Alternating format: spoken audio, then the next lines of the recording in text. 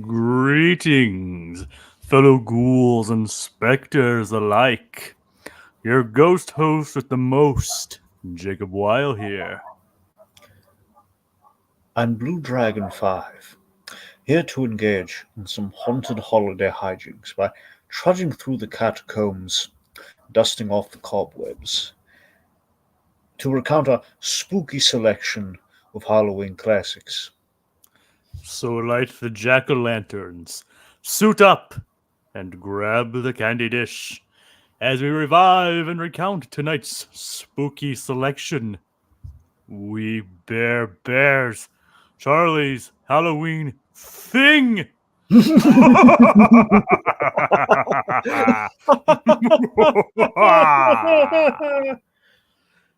All right. So yeah, Dragon, it's the long-awaited We Bear Bear stream. Yeah. Dragon, you've been raving about this show, and as I mentioned on yesterday's stream, I actually started watching it outside of this episode. But this was actually my first time This episode was the first time watching this show at all. So yeah. Yeah, so basically in light of the news that Daniel Chong was directing one of the upcoming Pixar films, Hoppers, I kind of decided to finally, I had seen a couple episodes here and there, when it was airing, We Bear Bears, and I liked what I saw. I just never had the occasion, or this is kind of pre-Max when I saw these episodes. So, well, let's just put a pin in that. The point being was, before I had a streaming option for Werebear, so I kind of decided to finally, okay, look, I'm gonna binge it. I watched it all, and dear God, Pixar is in good hands. Daniel Chong, he impressed with this show. It's delightful. It's fantastic. I love everything about it. I was head over heels. I'm still head over heels about it.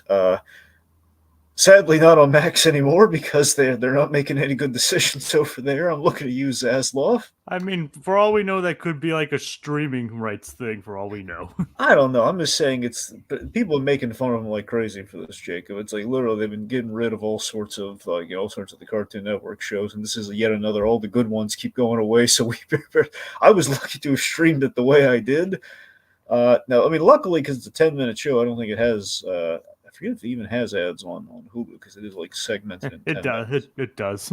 Well, there you go. The point being, I can confirm because it's kind of surreal. I'm watching a Cartoon Network show on Disney Plus. Right.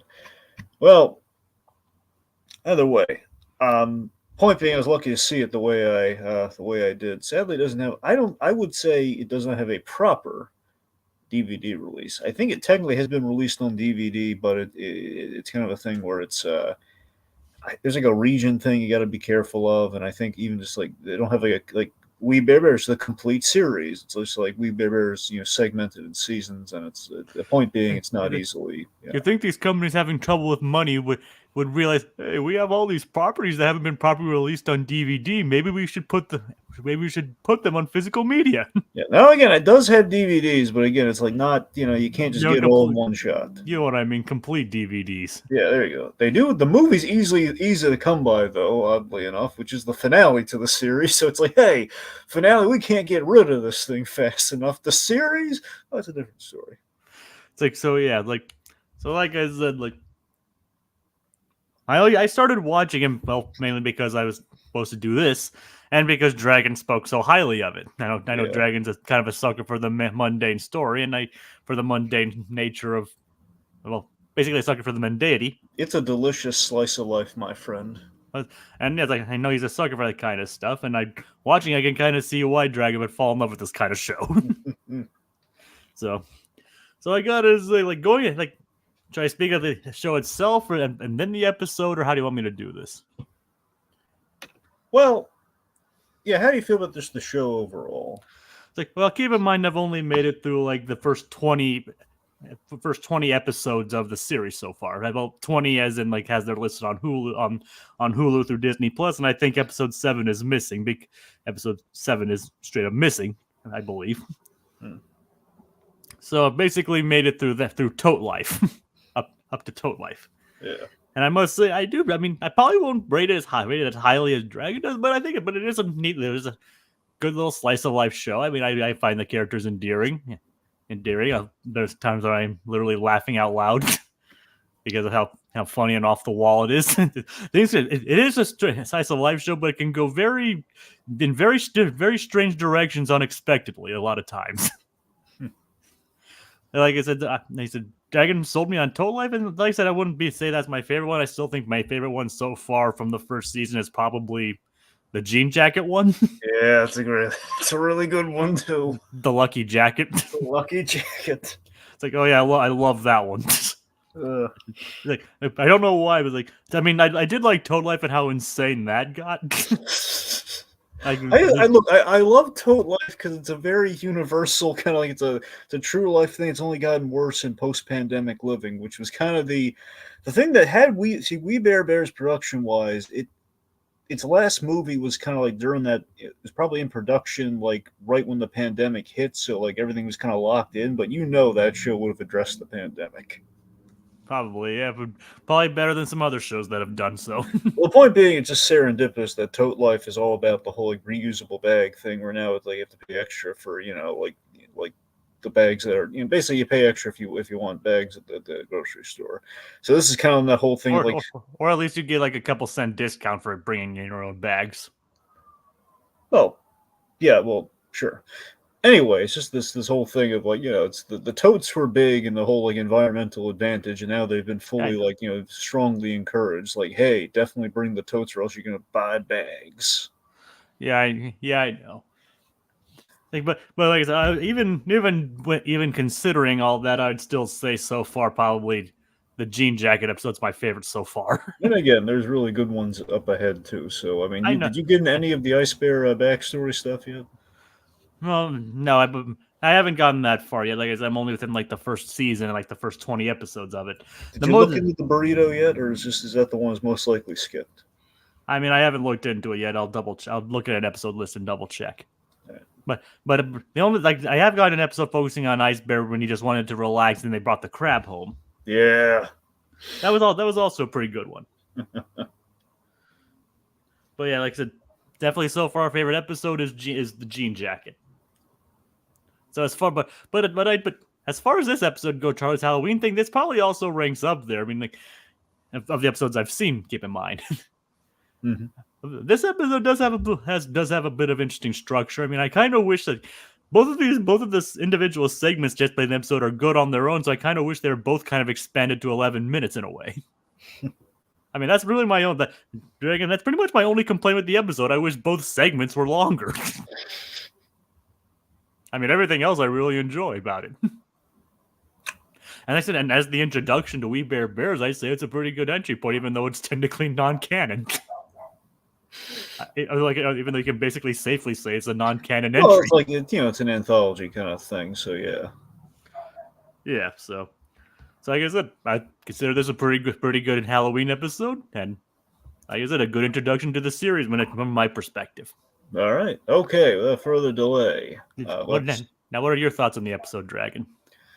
Well, I think it's very much in line with like kind of the Simpsons Treehouse of Horror thing.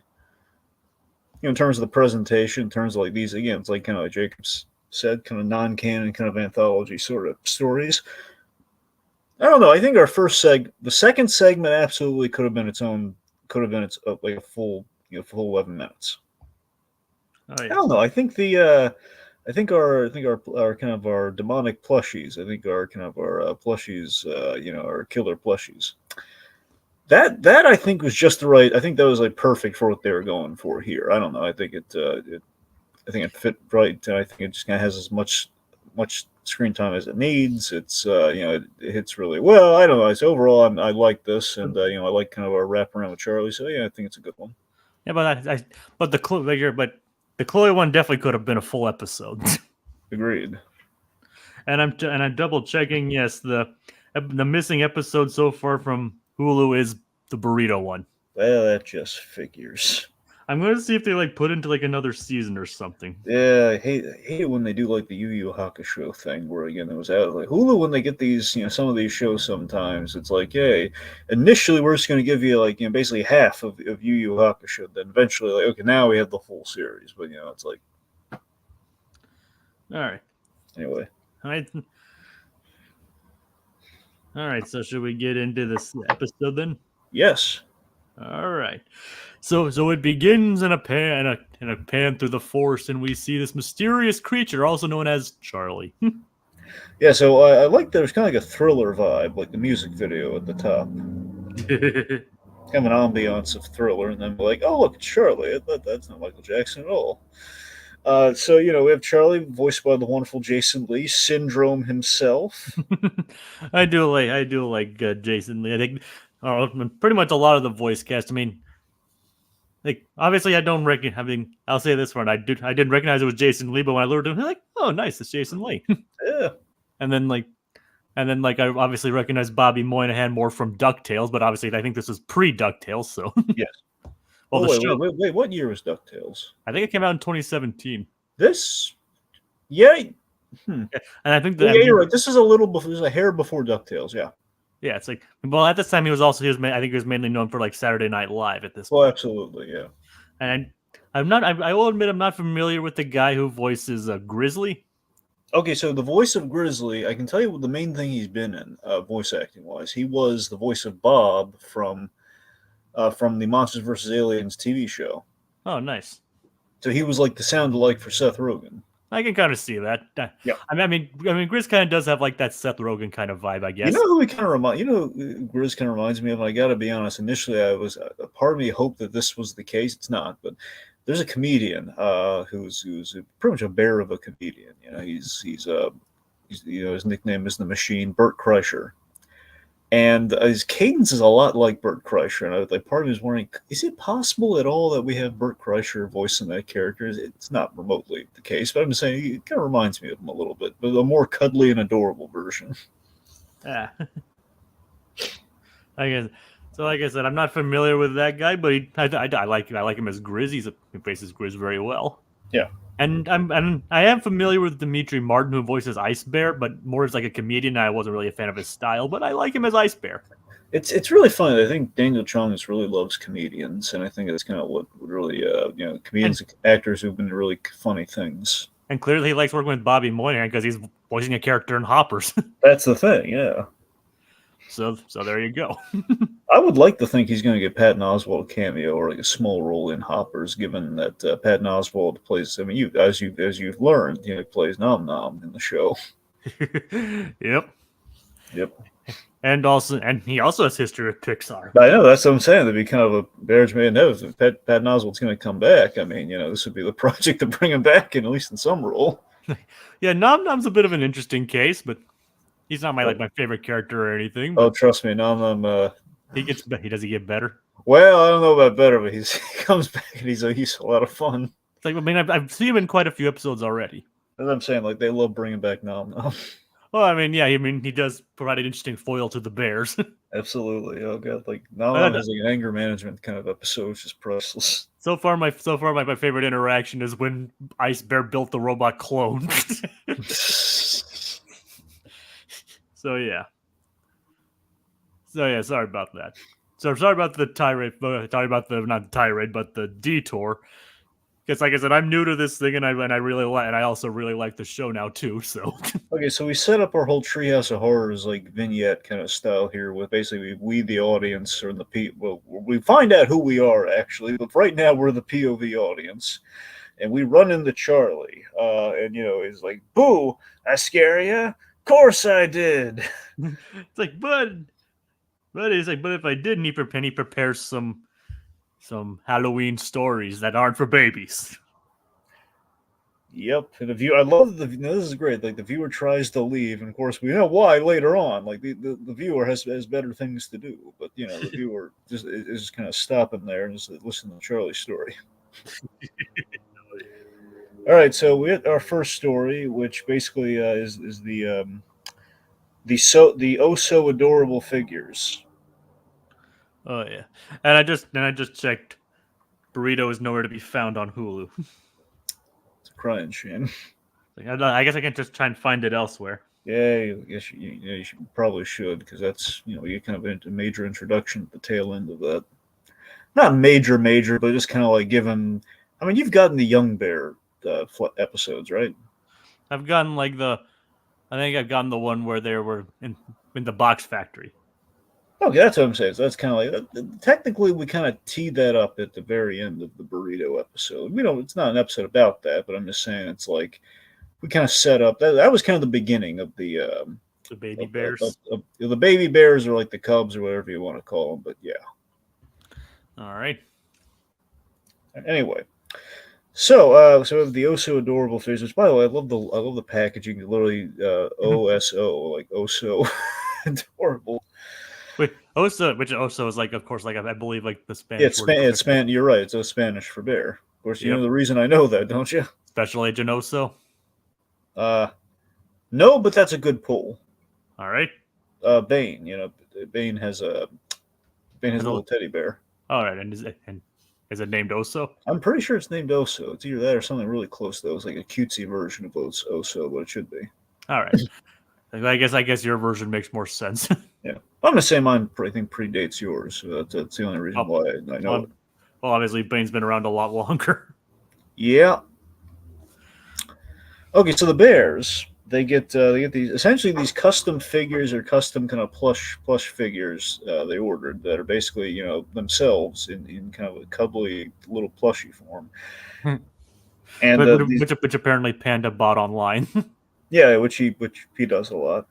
Yep, he's the internet obsessed one. Yep. So again, the idea is like it's the bears kind of in kind of a millennial setting. Like these are very modern bears. Oh yeah. Yeah, modern bears in kind of like our world, and basically kind of facing our struggles, which is just kind of a fun, absurd kind of thing. That these bears are more human than we are. And somehow none of the other animals can speak English. Which is great how that works. If they're the only bears that can speak English. Well, it seems like bear is kind of like koala bear is also like that's the descriptor. Like the bears essentially can talk. Even though koalas are technically marsupials. Okay, fine. It's almost like all that does is like remind me of like the Family Guy episode where Brian goes back to his where he was born, mm-hmm. And it's like I'm Brian. I was born here. It's like, well, a lot of puppies were born here. I was the one who could talk. Brian. I think it was Brian Doyle Murray as the puppy farm hand. Nice. I didn't actually remember that. Yeah. Who's probably more better known as the Flying Dutchman. Also, Captain Knuckles from Misadventures of Flapjack. Yes, I never watched Flapjack though. There's one really great. It's a food-related episode, as you can probably guess. Well, of course, the entire series basically revolves around food. It's at the pursuit of candy. So there's an episode, though. Oddly, an episode does not revolve around. Well, it's the pursuit of candy. So every episode is about the pursuit of candy. The point being, Captain Knuckles, he basically wants entry into basically like a special wing, like a velvet rope area of the candy bar, like the candy saloon. And to do so, he needs fancy pants, and they're too expensive. So basically there's like a challenge where you can get like the giant oversized pair of pants, but he's got tiny little like wooden leg stubs. He doesn't have he can't fit those pants. So they come up to the solution of like there's this hot dog vendor voiced by Jeff Bennett. Oh God! And basically he's trying to spread the word through a promotion about candy coated hot dogs. Oh God, that sounds gross. Sounds gross, animated to look delicious, but still probably gross. Anyway, so basically, the candy coated hot dogs, makes you put on fat like really fast. So it's like he enters like 10 gold coins for one full size hot dog. Yet the mini point being for a hot dog, but it's like as if you can do like an eating contest, you eat all these hot dogs, it's free. No. So the point being, so it's Captain Knuckles in like a hot dog, like Sonic style in a hot dog eating contest. Oh God. And so he's like trying to win the free hot dog so he can get into the pants. Well, he basically he's winning the contest so he can basically put on the weight to get the free pants, so he can get into the it's convoluted when you really think about it, but yeah. Yep. All right, anyway. And what does that have to do with this episode? Well, we mentioned Brian. Well, you mentioned that Family Guy episode. I mentioned Brian Doyle Murray, and that's where we get there. It's all under the Cartoon Network banner. We're covered. Yep. Unfortunately, he's not. He's not voicing the Flying Dutchman in the upcoming movie. No, it just went to some no-name actor no one knows about. Yeah, but fine. Well, we all know who it is, but technically, I still think it should have gone to Brian Doyle Murray. Yep. I mean, don't get me wrong. I like Mark Hamill's acting, but Jacob, I don't know. Mark Hamill needs to work. Okay, I mean he's done so little in life besides Luke Skywalker. I mean he's got to do something. You know, you can't just let him languish. Okay, he's too good an actor to languish like that. But in all seriousness, no, I still think it should have gone to Brian Doyle Murray. Yes. I guess as much as I like Mark Hamill's voice acting work, it definitely should have gone to Brian Doyle Murray. Yep. Anyway, so back to Werebear Bears. All right, so the poem in the box says, "Put your essence into like the little heart shape." Yep. And Grizz is like our blood. Yeah, maybe hair. Like, oh yeah, the good idea. So basically, you put some essence in these little heart-shaped lockets that go inside like the zipper part. You unzip the back of the little plush guy. You put the little heart in there. You zip it up, and basically it strengthens the bond. Boy, does it! Oh yeah, and like it makes them like pandas. Like, I love you. It's like, oh, they didn't say anything about talking. Yeah, so now they can talk. And yeah, it's like Grizzly's like. It's like wants everyone to be his bros, and then Ice Bear's like, Ice Bear wants hugs. It's like, Ice Bear didn't say that. So this is like the accurate. Basically, they're never going to talk and say things accurate to the essence. So he's like, Grizz wants to make friends. Panda wants love, and Ice Bear wants hugs. Ice Bear wants hugs. That's not Ice Bear's essence. So as you can probably guess, Ice Bear is possibly the best character in the show. It's like I do like Ice Bear, yeah. Everyone loves Jacob. No joke. Everyone loves Ice Bear. He's the Fonzie of the show. It's like I remember even asking like when I first started the episode. That was your clue to me actually watching it. Was like, does Ice Bear actually? I mean, without any context, I just asked you, does Ice Bear just speak in third person? Absolutely. And that's how you responded. Like that was your first clue to me actually watching the show. Yes. And you were like, he's in. He's in. We got him. Yep, you did. Yep. Oh, Jacob, you haven't even gotten to the really good Ice Bear stuff yet. I know, like I said, I've gotten to a good Ice Bear episode, like where the crab was hooked to his ear and he's basically speaking gibberish. Yep. And I noticed an upcoming episode named Chloe and Ice Bear, so I'm looking forward to that one. Oh yeah. Is that a funny one? Oh, it's a great one. All right. Well, I can't wait, and I'm sure he has something. So I'm sure. I mean, I like all of the bears so far, but Ice Bear is pretty unique. Yep. Anyway, so okay, point being, then we get into some other truths.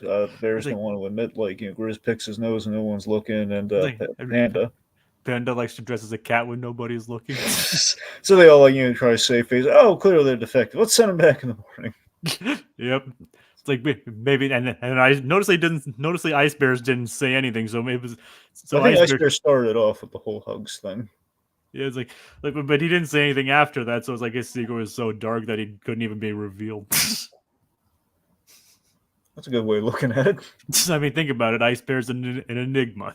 Oh, yeah, trust me. Here's the thing. You're right. Ice Bear is an enigma. We get brief glimpses at his past, and they will shock you.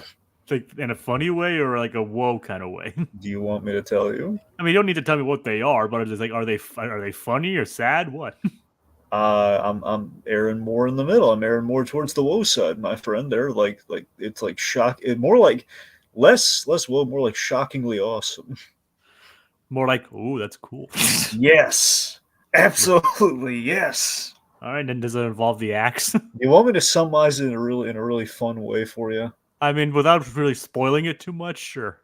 Maybe I Well, should. but if you don't want to, then don't. I have a really good way of summing it up, and if I sum it up like that, it might take away from the experience. Let's just say he's really cool. Per the name Ice Bear, he's cool. And it involves the axe somehow. Yes, it involves the axe. All right, I'm looking forward to it. Absolutely involves the axe. Because that's another thing. That's basically the other thing I asked when watching the episode. Is like, is there an explanation for the axe beyond cartoon logic? There is an amazing explanation for the axe, and I'm not going to tell you what it is. All right, I don't expect you to. But we haven't even gotten to that part in the episode yet, though. No. It's like, so they put the Osos in a box. And the So box. then, Ice Bear cooks a casserole dinner. I really want to try Ice Bear's cooking. By the way, you remember that people man versus People versus food. Did they do Ice Bear's cooking? They have 2 We Bear Bears episodes. Ooh. And which, we do cover some Ice Bear's delicacies. I really want to try his calzones. They make the calzones on the thing. Ooh, his calzones are delicious. They do the calzones and they do the ramen tacos.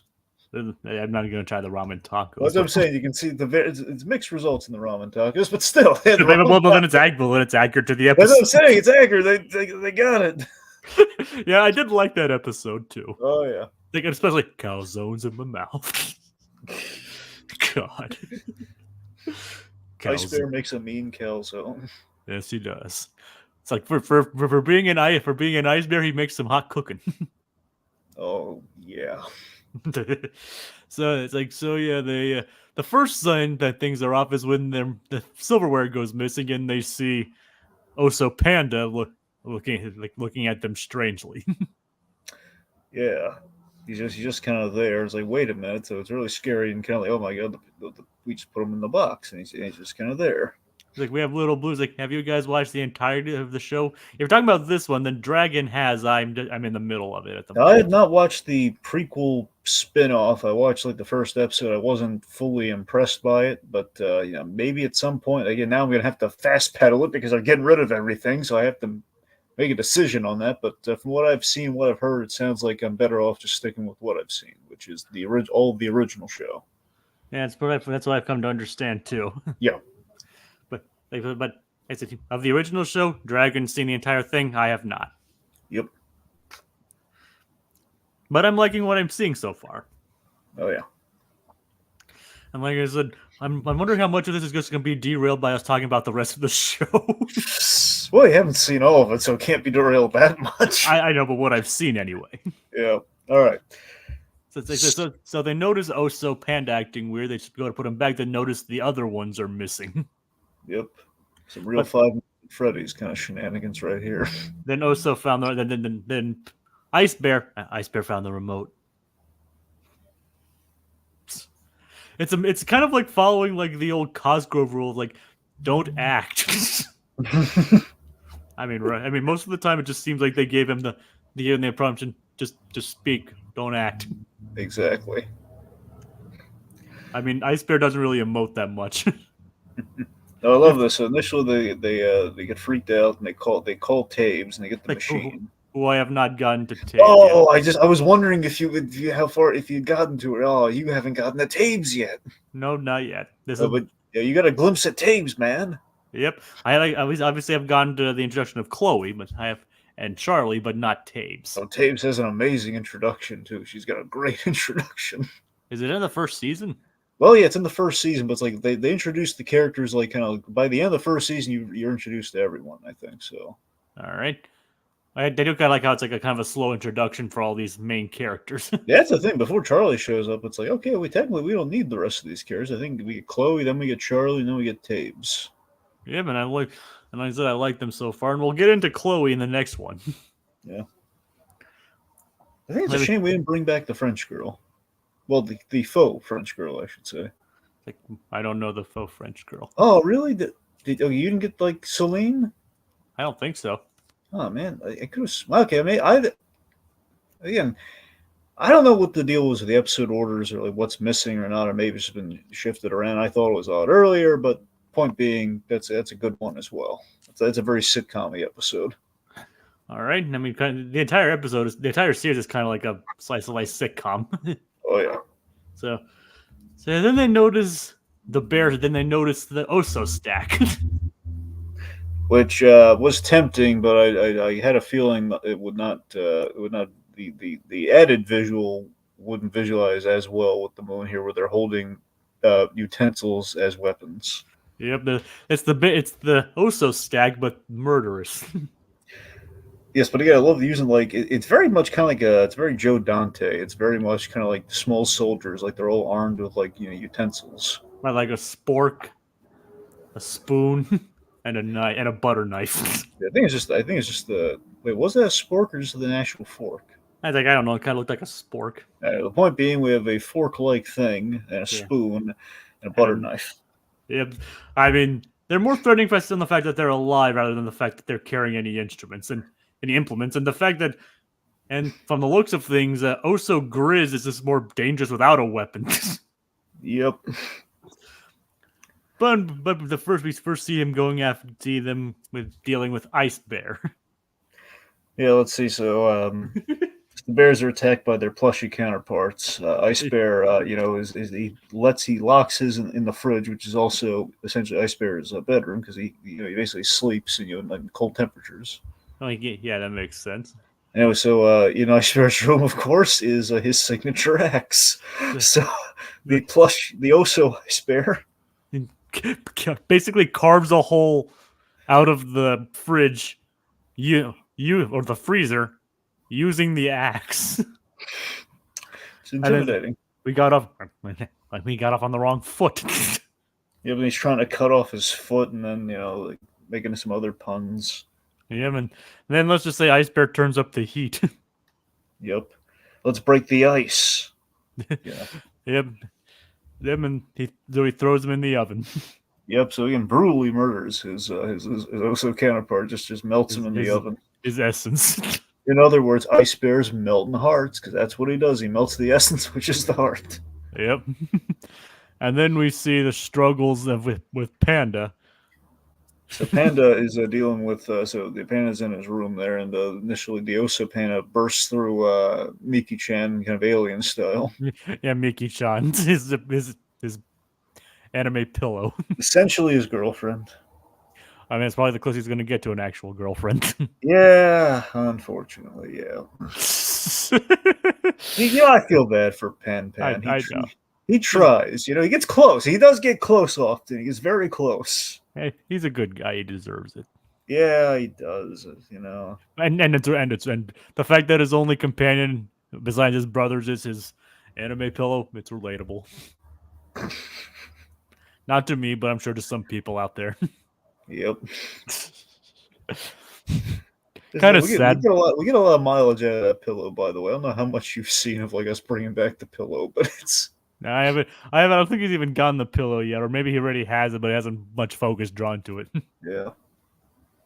All I know is that he's based on from our stuff onward, he always draws characters and draws anime style stuff. Yep, he's Pan's very in anime. Yeah, that makes sense considering he's a panda. I mean, I know anime is Japanese, but well, they do get the nationalities of the bears for sure. So yeah, like I said, so that makes sense. Mm-hmm. By the way, if I have it right, I think Daniel Chong is Korean, or at least part Korean. Yeah, I understand he is at least of Korean heritage. I don't know if he's full Korean or what. I think he's South Korean. I still know how. I don't know, if. Anyway, the point being, somewhat South Korean. Yeah. Anywho, all right. So let's see. So again, Ice Bear cuts the pando so in two, and then it's still alive because the essence is still intact. Yeah, and in the top heart, and then Panda decides to close his computer and crush the heart. Yep. Thankfully, the laptop is okay. We're just kind of worried about it. And then Ice Bear just chops up everything, just to be safe. Ice Bear does not take any chances. And that's how Ice Bear operates. Ice Bear just marches to the beat of his own drum. Ice Bear believes in the double tap, kids. Double tap. Yep. It's Ice Bear watched a movie. It said double tap, so I'm double tap. Ice Bear always double tap. Ice Bear always double taps. There you go. So then it turns out it seems the Oso Grizz is like the most powerful one because it's even like stronger than Grizz himself. That's the thing. So the idea is like with the bears playing into their strengths. Grizz is the strongest of the three. Again, he's kind of de facto the alpha. He's kind of the leader, but they kind of get into this for an episode where the leadership is kind of challenged one time. But Yeah, I did get that. It's called Brother Up. Yeah, there you go. I did actually get to that one. It's a good episode. Where briefly Panda's in charge. Yeah. And then at the end, Ice Bear was in charge, and they just spent the entire time in a freezer. And they're like, okay, Grizzly's in charge. Ice Bear should not be in charge. He's happy with his lot in life. Yes, he just wants to sit in his fridge and just watch some ice skating. Yep. Without crabs pinching his ears. Preferably. I mean, I think we can all agree to that one. Yeah. I think if we could all go without crabs pinching our ears, I think that would be. I think a lot of people would agree that's probably a good way to live life. Do you remember what the crab's name was? It's like I don't know if it was Mr. Pinchy or not. I think it was something. It wasn't Mr. Pinchy. I know that it was like Captain Craboo or something like that. That sounds right. I know it's not Captain, but like Craboo something. Oh, by the way, did you see the Return of Craboo? No, not yet. Okay, because that's amazing when we do the Return of Craboo. All right. I didn't know he'd be coming back. Oh, he comes back and it's you won't believe it. All right, I'm looking forward to it now. Oh yeah. Anyway, so it's like, they do manage to tear open Oso Grizz. Well, not even tear open. Like Grizz punches him through the chest. Oh yeah, that'll get to pull out the heart and says like, "Time to return the favor." Pull a full Mortal Kombat fatality there. But I love the line though, of like "time to return the favor" with like tears in his eyes, and he breaks his heart. Yeah, breaks his heart. I love the tear in his eye and everything. That's like a full-on Mortal Kombat fatality, though. But with pathos. With pesos, yes.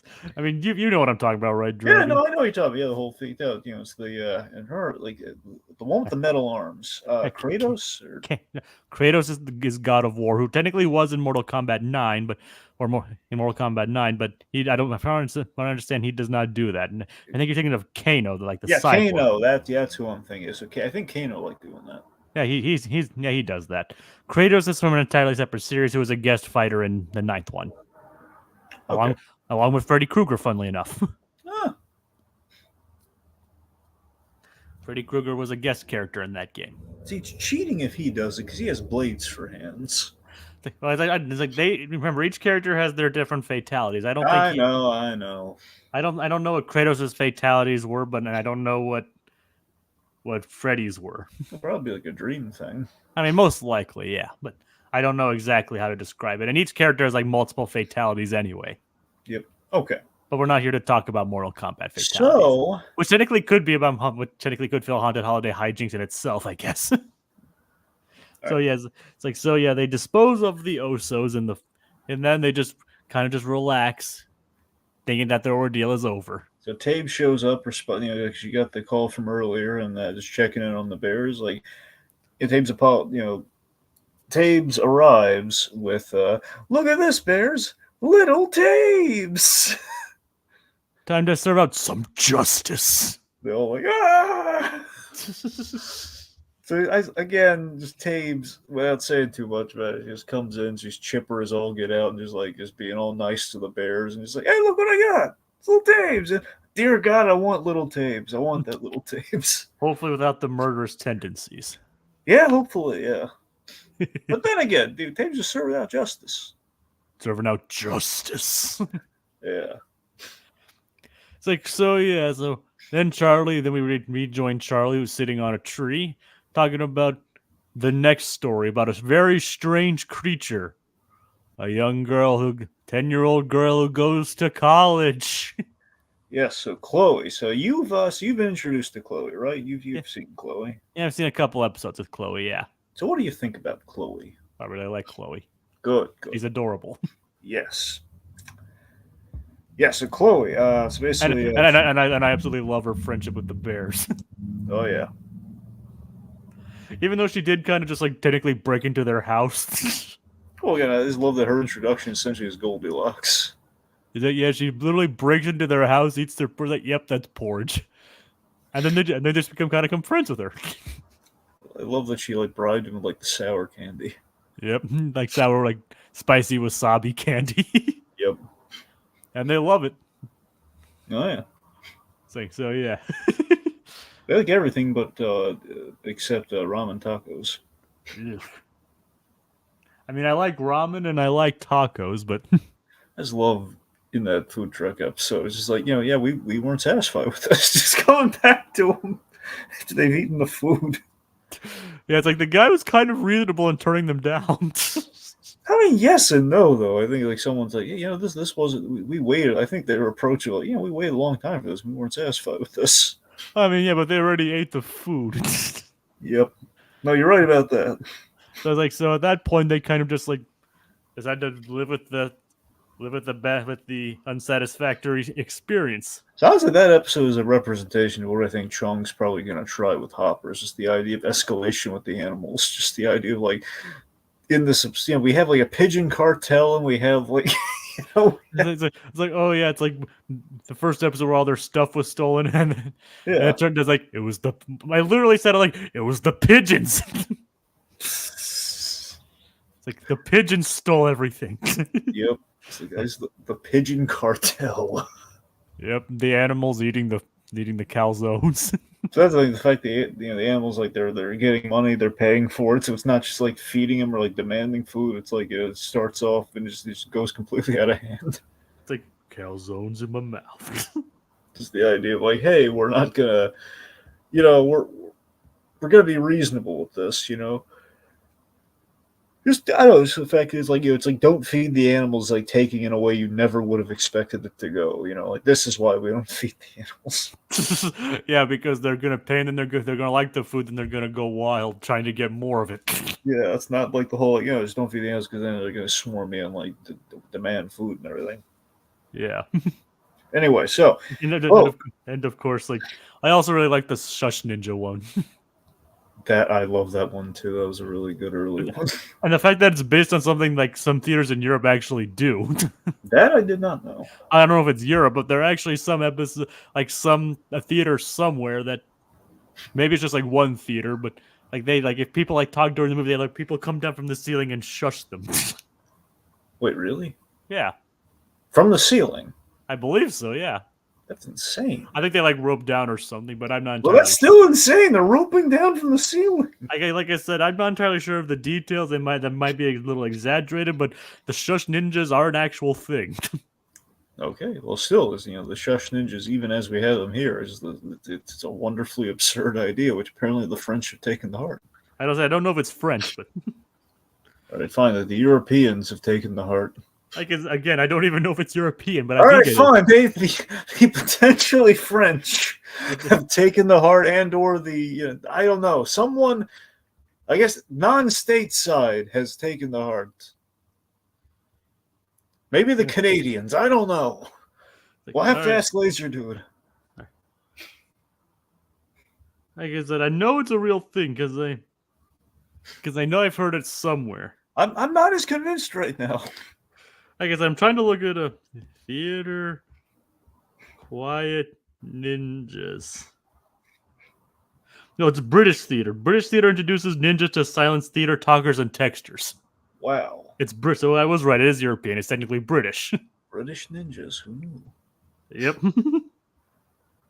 That's the most polite form of being a ninja, too. They're shushing people.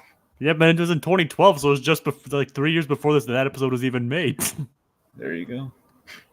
But yeah, so into the Werebear. curse of the Werebear. Yep. So I was like, so Chloe's in her class and correctly answers a question about Lycanthropy. lycanthropy, yeah. Yeah. And now silver is the only thing that can cure a werewolf, that can destroy a werewolf. Yep. All then these jerks are like, nerd. Yep. So Chloe points out like to the bears, like, yeah, everyone picking on her is like, yeah, it's like they're acting like, I'm going to college and they're acting like it's junior high. And then Grizz And points, Grizz points out like, "You've never been to junior high," I've seen it on TV. which is cute, which is funny. By the way, the voice of Chloe, I believe Charlene Yee or Charlotte. Crap, I, I'm I butchering know that name. I know Yee's her last name. Yes, the point being, I think it's Charlene Yee, but it's something close to that. Point being, the same voice as Ruby from Steven Universe. Oh, nice. All right. Yeah, remember? I didn't watch Steven Universe. Oh, at all? No. Oh, I just want to take you. Well, I know you did like Steven Universe things. Yeah, I thought you did it with somebody else at first. I thought it might have been you. Nope. All right, never mind then. Point being, just fun fact, little cross promotion there. All right. All right. So, let's see. So, Grizz, It's like they're all eating ice cream. Jacob, they're all eating ice cream. Yes, I noticed. They must be watching Ant-Man. like, what do you think their favorite flavors are? Well, we can see what the favorite flavors are. I think Grizz, I'm trying to remember who has what flavor. I think someone has strawberry. I thought I that think was Grizz has strawberry. I thought Chloe had like the pinkish one. Okay, maybe she has the strawberry. I'm not entirely sure. I didn't pay attention to the flavors.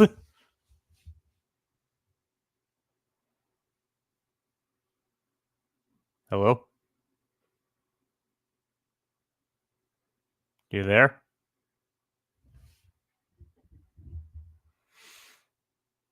So I did my not repeating into the flavors kind of just stun you into silence or something? Because I can't hear you right now.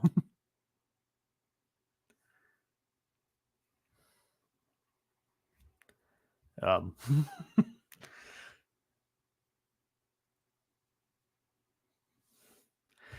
So yeah, so that was pretty cute, and like them trying to cheer Chloe up was adorable as well. And I really love their friendship with Chloe, and that's even kind of explored in this episode.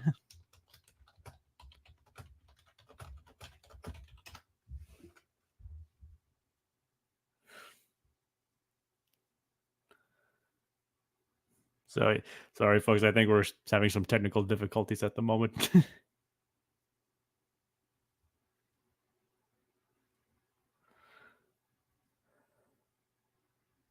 um,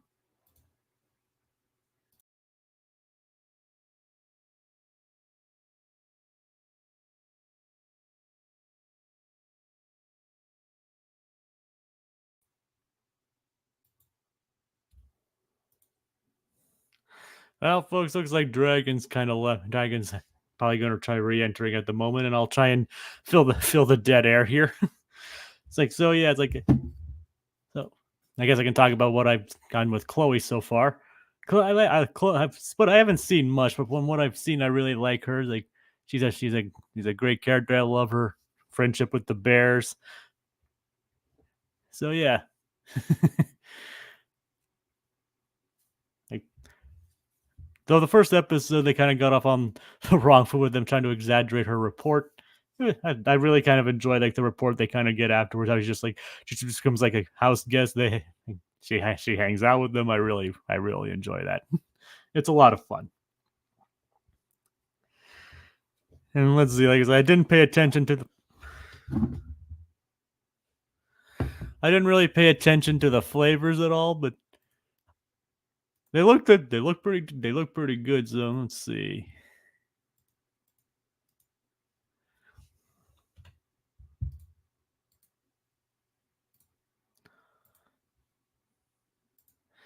All right. So sorry about the brief delay, folks. We're experiencing some brief technical difficulties. So yes. So as far as like favorite ice cream goes, I can probably imagine like I would say I don't know what ice bear probably like. Probably like vanilla or something like that. I mean, or maybe I think ice bear probably beats probably something a little more. Probably something more more Probably more out there, like probably something more. I'm feeling on the right word. Let's see. I don't know. I don't know. I'm not a good talker here. I kind of need someone to bounce off of. So let me think. So Ice Bear would probably have something a little less vanilla than vanilla. I'm trying to contemplate here. Like I think it would go something more extravagant. I'm just rambling. I'm just rambling here. Let's see. Grizzly. I don't know. He probably would just like the. I mean, I can see Panda liking mint probably. Hmm.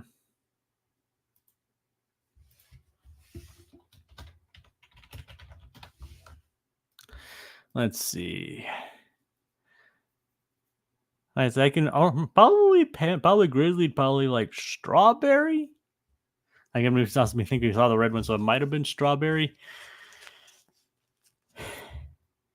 Oh. Dragon, you here? Yes, I'm here now. Sorry about that. Okay, so did you find out what the ice cream flavors were? No, I was just talking about what I thought their favorite ice cream flavors would be. Oh, what did you land on? Like I said, I was originally doing vanilla for Ice Bear, but I realized it was more extravagant. Hmm. And I think I settled on mint for Panda. Mint chip, probably. Yeah, mint chocolate chip. Yeah, There you go. Maybe Grizz's Rocky Road.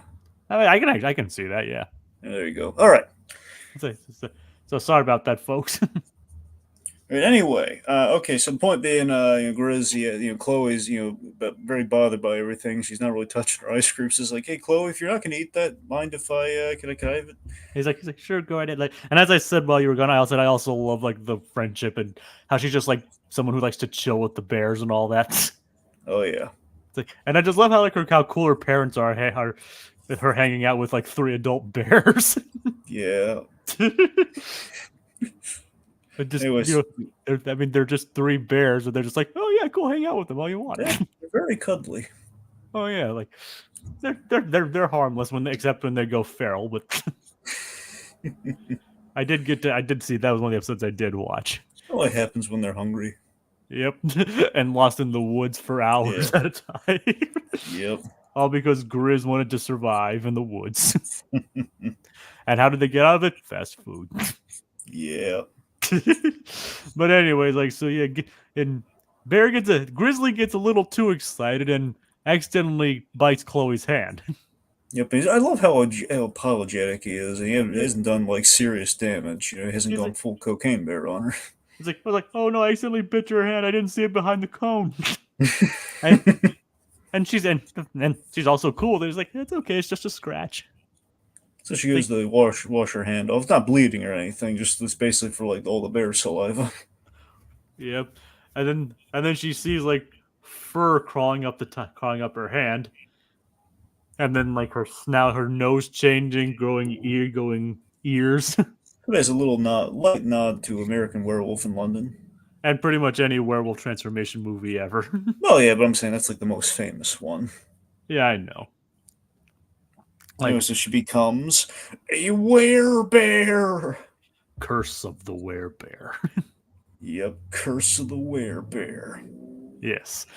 And so Ice Bear senses spookiness. Ice Bear senses spookiness. You have to be you have to be more monotone, dragon. I was just excited. I know. It's like you have to do it like Ice Bear senses spookiness. Yep. It's like so I'm surprised her parents didn't notice it, or maybe they did, or maybe she snuck by them. But yeah, we just cut to the next day. So again, for the sake of storytelling, we just go there because it does raise a lot of logistical issues. Yeah, so we see her next in class, and in the reversal of how a lot of these stories would go, except for probably like Teen Wolf. Yep, we go the Teen Wolf route here. She's actually like welcome. Like everyone's like, oh yeah, that's awesome. It's like they realize she's a full. Well, they think she's a werewolf, but everyone's like, oh yeah, that's freaking awesome, and then like invite her to hang out. Yep, so now Except her teacher seems to be acting mildly suspicious. Yeah, so then we go to the boba shop. It's like, oh, have you ever actually had boba? My friends have had boba. I've been inside a boba shop, but I myself do not partake in the boba. Like boba's actually pretty good. I mean, I don't like it like the milk tea or anything like that. I'm just not a tea guy. If I were a tea guy, I would absolutely go for the boba. But you know, oh no, they actually do. Some of the places actually do like have like smoothies or like juices and stuff that doesn't involve tea that has boba in it. yeah, but then you're like paying an exorbitant amount for a beverage. Yeah, I know, but it's still good. I'm sure it is. Yeah, I've been tempted to try like milkshakes and stuff. It's not that I've never had a milkshake, but again, it's a thing where I can enjoy a milkshake, but it's like all you always have to gamble on the flavor, and it's like and then it's like do you really want to pay through the nose for a milkshake? I used to work at an ice cream place. Yeah. Yeah, it was a convenience store that had ice cream in it, but technically, yes, I used to make milkshakes for a living. Like, well, just ice cream in general, but milkshakes is one of the things I made. What was your favorite one to make? Well, I mean, you mean for me personally, or just to make in general? Yes, for you personally. Well, then you don't have to eat it. Not to make it for yourself. You say, what did you enjoy making? Like, what was the one like? Oh boy, I get to make that one today. Like, well, I mean, if you're talking about like my personal favorite flavor, it'd either be the cookies and cream or the chocolate chip cookie dough ones. Yeah, I'd love to try the cookie and cream. Like sometimes the cookies and cream one at my place had like you know how they have like bits of Oreo in there, right? Yes. Sometimes they had whole Oreos in it. Ooh. Yeah, like they didn't get fully crushed when they made the ice cream. Nice. Like, who knows? Maybe Panda would actually like cookies and cream. There you go. Yeah. There you go. I think yeah. Yeah. We cracked the code. But we haven't cracked what Ice Bear would really like yet, though. Come on, he would absolutely be vanilla. I said vanilla, but I thought he would like probably go for something more extravagant, considering he's Ice Bear. What's the fanciest ice cream flavor you can think of? I mean, I was like thinking maybe vanilla bean. All right, I mean that's not fancy, but it's like maybe vanilla light. Vanilla light. Who knows? Maybe he's a sherbet kind of guy. There you go, orange sherbet. Yeah, there we go.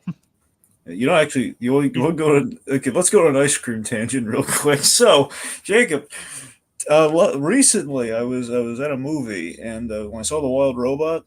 Oh yeah, I just saw that like yesterday, actually like 2 days ago. Yeah, so afterwards, like on a whim, my buddy and I we went to the Cold Stone that was next to the theater. Ooh, I haven't been to Cold Stone in years. Oh, it's great. I know, I know it is. Anyway, so when I've been going to Cold Stone, I was always on the lookout for the seasonal ice cream. I could never get it. I could never time it right, and for some reason, I don't know if like I guys missed it coming back or not. Because like the last time I had it was when I saw Nightmare Alley. Yeah. It was it's a cinnamon roll ice cream. Ooh. Like Cinnabon really, or yeah, like I mean it's like specifically Cinnabon or just cinnamon roll. It says cinnamon roll. I don't know if they rebranded it just to be cinnamon roll. I think initially it was probably Cinnabon, but the point being it's like cinnamon roll, so it's it's essentially Cinnabon. All right. The point being, because I enjoy Cinnabon myself, so that's why I was very much I want to try that. It was good, and then of course I mix in Oreos with it all the time. So ooh, that does sound good. Pretty much of all my three go-to ice creams, I'm always mixing the Oreos in there, like for Oreos do make a good topping. That's what I'm saying. So like, specifically, my cookie and cream always has the Oreos mixed in, so it's double the Oreo. Then you got strawberry, and you got like strawberry, a bunch of Oreos mixed in. Then you have the cinnamon roll with Oreos mixed in. Ooh, that does sound good. So it was good. So I was like, to my delight, I was like, fine, like, oh my god, I did a double take. Oh, it's there, it's back. like the ice cream gods have smiled upon you. Like, yes, my whimsy, it's back. There it is. Anyway, so ice cream. Oh yeah, but seriously, the Wild Robot was good though. It was. Yeah. Probably still not my favorite DreamWorks movie, but still really good. Sure. Anyway, so Boba, not the Fett, the other Boba. So we're at the Boba shop. Yeah, and Chloe's like getting it. They're like, oh, like did Chloe like finish studying early or something? And they're like, whoa. Chloe's the life of the party. Everyone's like having a good old time, and she introduces the bears And as her dads. And it's it's like, like, no. well, but it's specifically Grizzly as her dad. It's like Yep. this is my dad. Like, no, I'm not her dad, though I do think of her as family. Which is he's so how adorable is I was like, Grizz? when I saw that, I was like, when I first saw it, I was like, aw. Like Grizz is my second favorite of the bears. It's like pandas are your least favorite. I mean, look, it's not against Panda. It's just come on. How do you compete with Ice Bear? I mean, you cannot compete with Ice Bear. That's the thing, you can't compete with Ice Bear. It's like I'm not voicing it as like you dislike any of the bears. I'm just saying. Yeah, I mean, yeah, he's third tier, but kind of someone has to be at the bottom of the stack, and I just rearrange my stack. Yep. It's like you do not top Ice Bear. You only ride on top of him. Yeah. It's like, so yeah, it's like, and speaking of adorable, Chloe's Werebear Chloe's adorable. Oh yeah, he's still wearing the hoodie. Like the hoodie, and it's the hoodie and the little face, and it's like, oh, she's so cute. He's got like a little bear ears. She's like a little cub. Yep. Aw, it's so cute. But then someone accidentally bumps into her after they realize like the bear like after Grizzly bit them, they're trying to get Grizz to bite them too. Like, hey, bite me next. We want to be bears too. So Chloe then she attacks this poor barista that bumped into her, made her like spill her boba. It's like it's never even explained how Grizz's bite actually turned her into a werebear in the first place. Well, he's never bitten any person before. Yeah, so it's like if Ice Bear had bitten her by mistake, would she have turned into a polar bear? I mean, there's not really a definitive no. Because she definitely turns into a grizzly bear. Yeah. So it's like, and yeah, she attacks this poor barista who bumped into her. It's like where she starts to go. It's like, oh, her feral side shown, and then everybody freaks out. Nobody and no longer wants to be turned into a bear. Yeah. So everyone flees. And speaking of like the bears being thrown around, she's also somehow ends up being stronger than the bears. Well, because again, she's a grizzly. The grizzlies are the strong ones. Yeah, but she's even stronger than Grizz. Well, to be fair, that's because Grizz is a pushover, and she's kind of going feral, so I'm sure that's helping her. And you could probably reason that they don't want to hurt Chloe. Exactly. I mean, so yeah, they don't want to harm poor Chloe. Yep. It's like so then the professor shows up, full Van Helsing attire. Yep. Well, like movie Van Helsing attire, not actual Van Helsing attire. Pretty much. So yeah, so she's like she fires like a silver net around her from a crossbow. Yeah. So it's the movie Van Helsing. Yeah. So yeah, thinking that'll stop Chloe, it's like, what? That's impossible. It should have worked. Of course, initially is like the bears fear for Chloe, and it's like, yeah, it's like, no, pain is good. Like, what's wrong with you? It's adorable how concerned they are about Chloe. Yeah. So she breaks free. It's like, what? It's impossible. She will. What kind of werewolf bit her? Like, me? Grizz just like nods, like, me? So they tell her it wasn't a werewolf. And then the teacher just leaves her alone. Like, oh, sorry, my specialty is only werebears. Bye. Only werewolves. Bye. So then Chloe turns full bear. It's like the teacher just straight up leaves Chloe to turn into a bear. Like she just leaves her behind. Like, I only specialize in werewolves. Bye. God, good God. And then they lift up the hoodie, and Chloe's now a full bear. Not even resemblance of Chloe there at all, except for the glasses. Yep. And then I love how their main concern is like, "What are we gonna do? She has class tomorrow." I love how that's how Panda's biggest concern. It's like she has class tomorrow.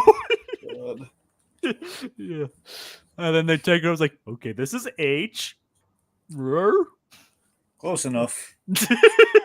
Yep, and that's how that segment ends. Chloe is now a bear. Yep. So then we reveal. We go back to our wraparound. We have Charlie.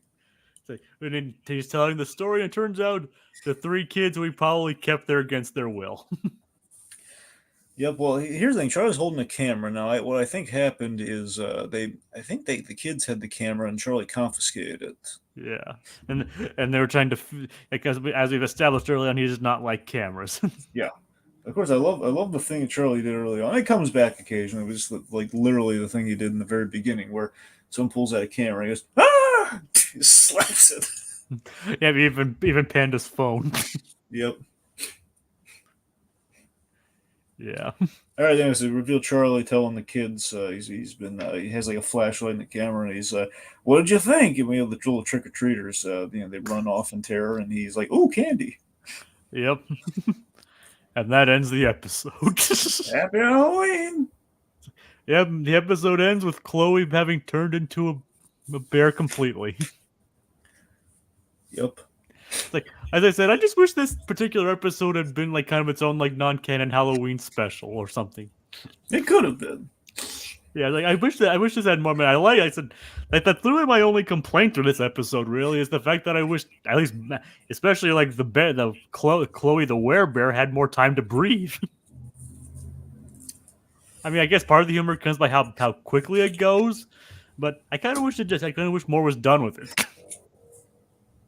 That's fair. Like I said, that's literally the only complaint I have about this. I really enjoyed otherwise. And like I said, Chloe the Werebear is adorable, and I wanted to see more of it. Is that so wrong? No. I mean, you want to see more of her Werebear too, right? Well, of course, yeah. Not terrorizing the trio, obviously, but just chilling, hanging out with them as a bear and all that. Yeah. And just figure out like, okay, how they got her out of the situation in the first place. Although you can probably just, like I said, as we probably talk it up, this episode's not meant to be canon anyway. Oh, of course. I would say you want like a funny resolution, be like, well, he's just a human bites her. Yeah, I mean, to think about it, that's how they solved it in Dave the Barbarian. Well, yeah. It's like, except instead of human biting, he had to bite his own tongue. Yep. Did we ever do that episode for Haunted Holiday Hijinks? I don't believe we did. Well, now we know one of the things to do for next year. Yeah, now we don't make a note of it. I think they did like 2 Halloween episodes, right? Like, or at least like one with like the ghosts, like where they named Halloween, and then another one where Dave was cursed into the werecow. Yeah, we're definitely doing the werecow. Yeah, it's like yeah. Unfortunately, that's not on Disney Plus. Jacob. That's why we haven't covered it yet. But yeah, I think it's like don't tell Disney, but I think it is available on YouTube. Yeah, probably. So yeah, so hopefully next year we'll probably do The Cow Goes Moon next year. Yep. It's like, so I think that does it, Dragon. I mean, I would really love to talk more about Werebear Bears down the line. Well, maybe once you finish the show. Yeah. I mean, I was thinking about doing in between segments and recapping it, or like briefly like recapping it's like a bridging segment between like, okay, here's what I've gotten on the Bears so far. Yeah, Bear Watch, or as they called it, Bear With Us. There you go. So it's a bridging. So it's just an idea, but I'm workshopping it, seeing if we're gonna do that. Right. So let's thank folks for tuning in. Thank you, Little Blue and Sonia Pantoja, for tuning in. And like I said, I'm really enjoying my go through Werebear Bears so far. I think it's a very charming little show. Good. And this Halloween episode is pretty dang good. I would concur. And like I said, this is my introduction to the show too, so it got me hooked. It's like, okay, I'm interested in watching this show now. Like, Ice Bear likes the show. Ice Bear wishes you farewell. So, all right, folks, that's the end of tonight's spooky selection. And our spirits grow weary, but they'll be stronger than ever next time as we engage in even more haunted holiday hijinks.